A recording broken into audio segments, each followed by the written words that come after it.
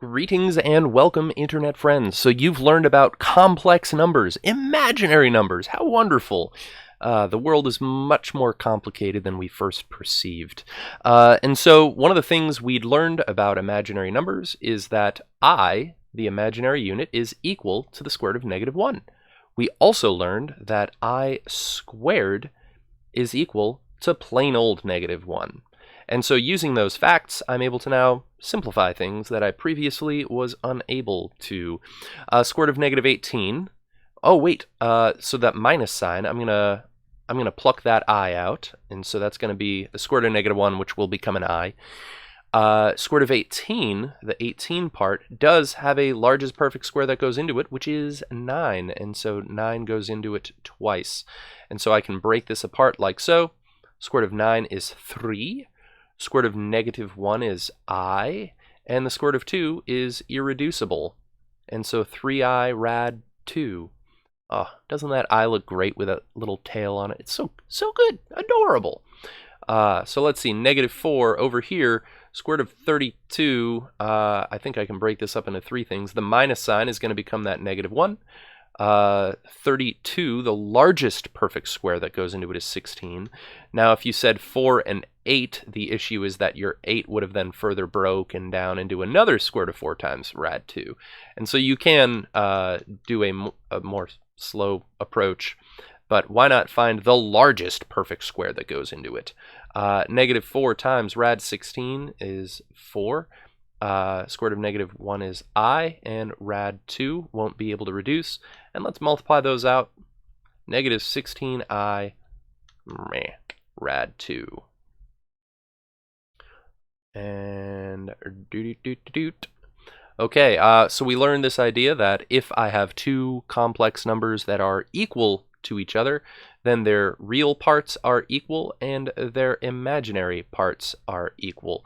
And so -10x will equal 20, and 12I will equal, actually I don't want to write the I part. 12 is equal to 3y. It's funny, I did that in the lesson as well. I'm recording these back to back, so I guess it makes sense that my common mistake is repeating itself.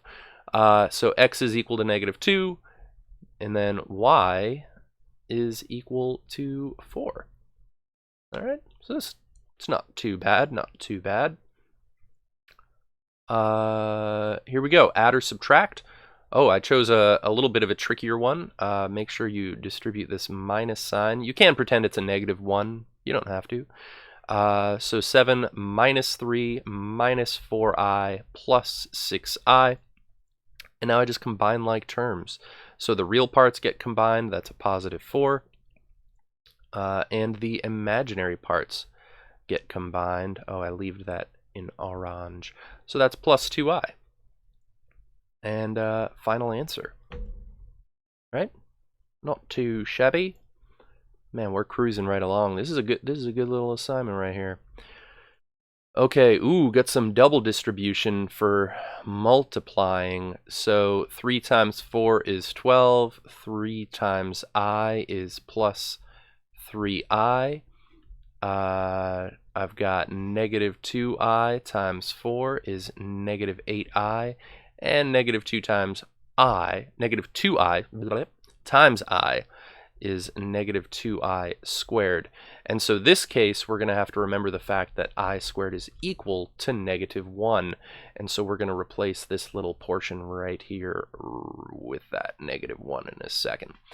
I can combine, well, let's see, 12. I could combine the 3i and the -8i is -5i. And this is -2 times -1. But hey, I'm fine if you just realize you're just going to opposite this. So that's +2. And then combine the 12 and the 2. And I get 14 minus 5i. Now 43, I'm a fan of. I picked this one because it had the tendency, the temptation to do the super illegal trick of distributing an exponent over addition or subtraction. Super illegal. You are allowed to use your pattern that you might remember, this square of a binomial pattern. which will equal a perfect square trinomial, but let's just say we didn't know that. 3 minus 6i, squaring something is the same as multiplying it by itself. And so if I literally write that out, let's see, where's my purple at? There it is. Then it might be more obvious to me that I have to double distribute. And so minus 18i, and then sky blue, negative 6i times that is negative 18i. Yep. Perfect square trinomials will always have your middle terms combine. And negative 6i times negative 6i is positive 36i squared. And so I'm going to replace I squared with negative 1. So let's see, 9 combine 2 negative 18i's, and that's negative 36i.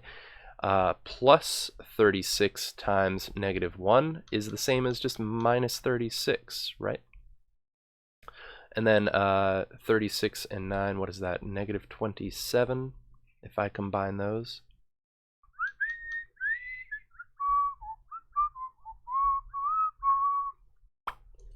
And I think I'm done. I think that's all. Yeah, that's all I did.